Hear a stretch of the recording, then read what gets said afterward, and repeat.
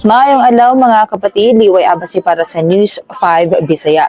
Kipasabot sa Malacañang pinaagi ni Palace Press Officer Yusek Claire Castro nga dili kinahanglang iamong ang militar og uniformed personnel sa giplanong protesta sa Setyembre 21. Human kini sa mga issue nga adunay mga militar nga mugikan og suporta nga nagtiming usab sa pagkansela ni President Bongbong Marcos sa iyang pagbiyahe ngadto sa New York alang sa United Nations General Assembly.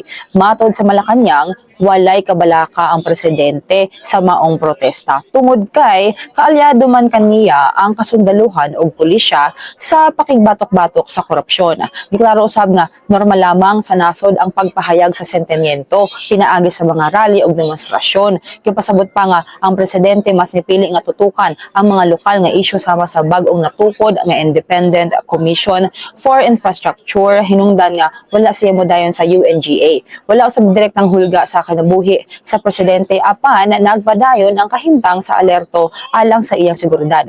Umalma ang Malacañang sa pamahayag sa bayan muna nga dili ang diktahan ni President Marcos kung unsaon sa katawhan nga ipahayag ang ilang kasuko batok sa dagkong kaso sa korupsyon. Matod ni Castro, dili kini matawag nga pagdikta kag gipahimangno lang sa presidente nga kinahanglan nga malinawon ang mga kilos protesta. Gidugang pa sa Malacañang nga dili konsiderar nga diktador ang presidente kung mangayo lamang siya sa mga rallyista nga dili maghimo og kagubot, ilabi na kung kini mosupak sa balaod. Kini sila mga tong update, magpadayon na sa pagbantay sa social media pages sa News 5 para sa ubang pa mga balita o update. Amping tang tanan.